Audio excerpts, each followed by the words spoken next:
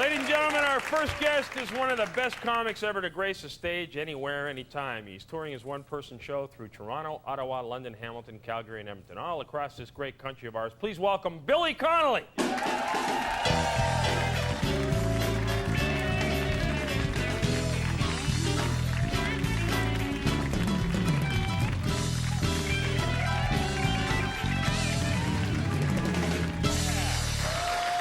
Best, ladies and gentlemen. Good to have you here, Billy. Pleasure to have you here. Now we did a joke about the royal family. I hope it didn't offend you. Oh, not I. I'm not a huge. I'm not a monarchist, you know. No kidding. I always thought you were. It's like, you know, the Queen's fine with me. Duke of Edinburgh, they're nice, and I suppose they're a kind of nice family. But you get all the other ones, you know. Yeah. You get this pyramid of the chinless, you know. It works its way down to, you know, you get dukes and earls and princes and princesses, but then you get like the Marchioness of Breadalbane and the Duchess of Argyll. Who are these people? And they're all picking up wages every week, you know.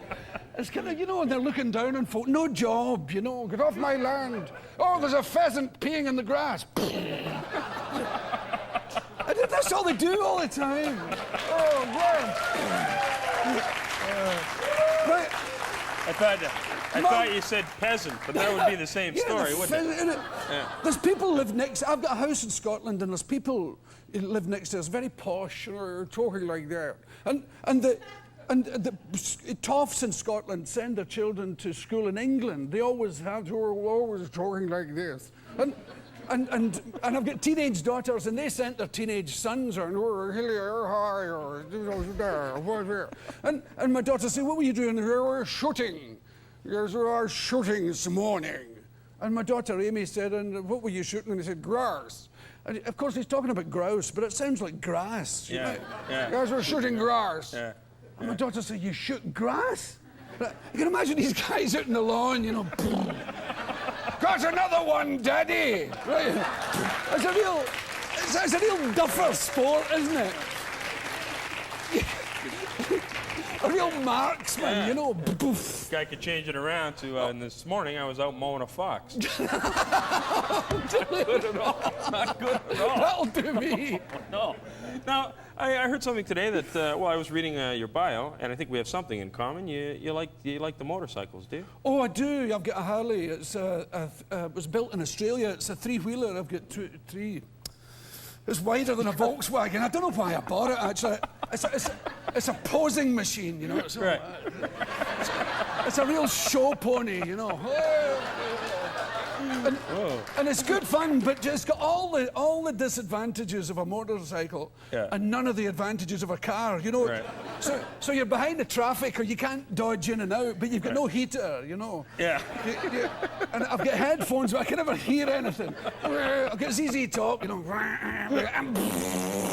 It's a kind of posing machine, really. So a three-wheel motorcycle. Yeah, it's Have you ever dumped her? Have you ever dumped her? Dropped her? No, I've taken it up though on two. Yeah, on two several wheels. times. Yeah, it frightens it. Wow, so you've taken that three-wheeler and turned it into a regular motorcycle because sometime. it's wider than a Volkswagen, you know. So on a roundabout, when you take one of the wheels up, people have coronaries behind you. And do you know what's wonderful? Being behind someone in a three-wheeler, and you see them in the rear view going, "What in the name of God is that?"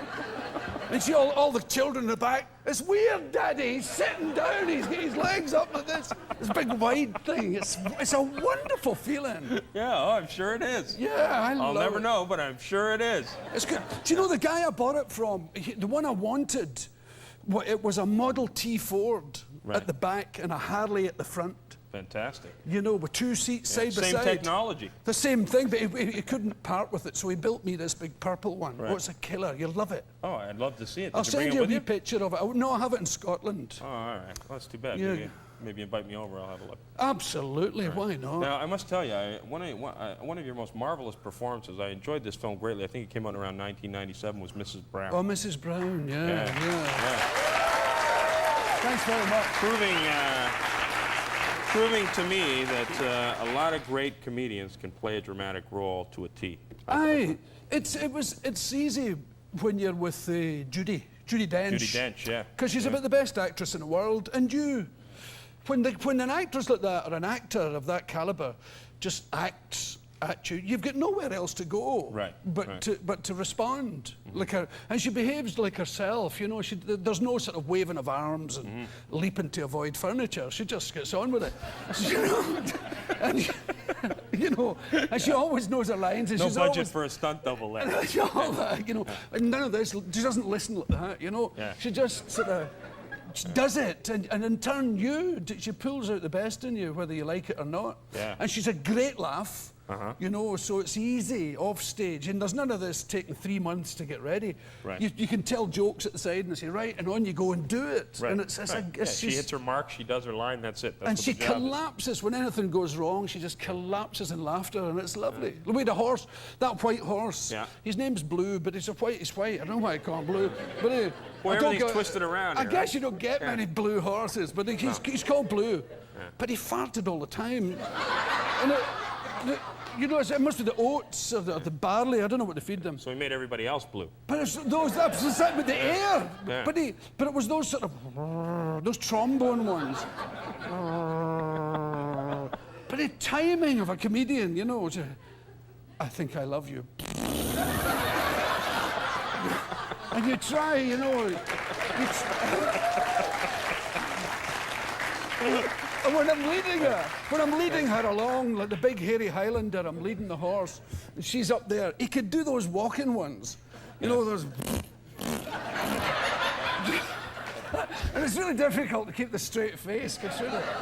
He was brilliant, and she was just collapsing in a fit. And you know, I love the way you say the horse was brilliant. That horse was brilliant. It was a brilliant horse. We tried a lot of horses. They couldn't do it. I used to lean on the horse when I was tired, and he just stood there, you know. I found that because I'm scared of horses. They're big buggers, you know. Oh, they are. Horses are huge. Yeah.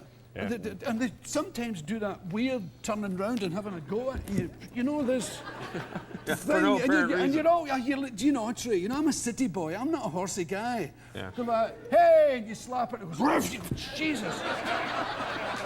But you know, you're trying to look cool. That's good horse. Have you ever seen a horse's teeth? This. Yeah. They take a bite out your ass the size of a scone. They're precisely that big. Yeah. They're huge. Now, you were nominated. Were you nominated for a British Academy Award? No, I was nominated for a British. I didn't get it. Somebody else got it. Ewan McGregor got it for Trainspotting. Oh, I was nominated for a SAG, and Robin Williams. Everybody got the prize. I get nothing. I was nominated for 6 things. Judy got everything. Yeah. I get absolutely... the Scottish BAFTAs, the Scottish Academy, I mean, you get it there for turning up, really, you know. Yeah. I was halfway out my seat, had my speech written. It went to some feminist documentary. I nearly broke my heart. Yeah. I get nothing. I mean, nothing wrong with feminist documentaries if you're dead.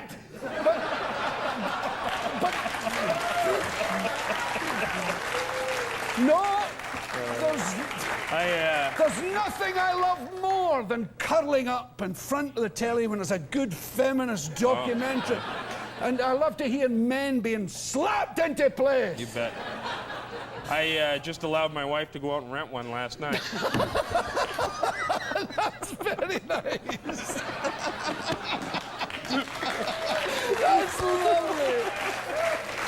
I had my wife bring me one. Yeah. Boy, am I in trouble. God.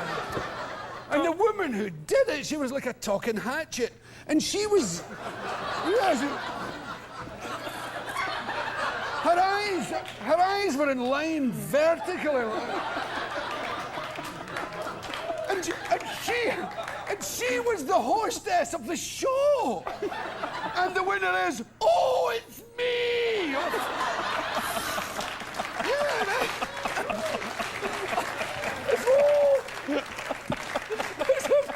I said, you ugly beast. Give me that, you liar, you cheat, you fraud. And it was all about how horrible men are. Oh, man. They never ask me out. Jesus. And I was nominated for a SAG, the Screen Actors Guild in America. Robin got that. Robin Williams. But that was so great. Yeah. Because you're nominated by other actors. Yeah.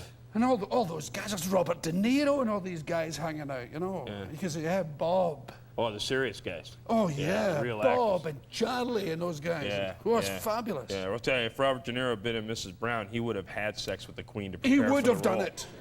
With a gun to her head. With a gun to her head. I'm sure that would have been necessary. It was great. Oh, it's a smash. See, do you know what's nice? And I mean this sincerely. It's nice to have made a film. Making a film's a great thing. It's like making an album or a CD. You know, you've got something that'll last. But with a movie like... Mine are still on the shelves. You're right. They last That's forever. right. They're in Sam's for anybody to see. That's right. But when you're in something like Mrs. Brown, you know it's going to be around, you know, when your kids are growing up and all that. Yeah, They've got kids and say, look, there's an example of a good movie and you're in it. So it's nice, nice thing. You've left quite an example. No, I mean, because that is a I don't have beautiful plans film. to die or anything. I understand. You know. Well, you just finished making another film, Beautiful Joe, with Sharon Stone. I did, aye. That was nice too, but it's a different thing. Sharon's an ambitious kind of person, you know. She's a modern Hollywood ambitious, whereas Judy is a soft stage actress and, oh, darling, this and darling that. And Sharon is, you, get over here. And, you know, she's, but I don't mean to put She her reminds down. me a lot of the horse Blue. She's, You do what you're told. But You she's- do what you're told. she's a kind of woman that women kind of like. She scares men, you know. Yeah. She's, you know, she always scares me, I must say. Oh, I can see that. You know, I mean, if see Sharon that. Stone come on to me, I'd run away. I would. I'd be scared in case I didn't do it right, you know. I'd make an excuse and leave, you know. Oh, God, my mother's dead. You know. Oh, no. Billy Connelly, ladies and gentlemen, do not miss this man. He's playing all across this great country. Be in London, Ontario tomorrow. Devil's Advocates when we return. Very good.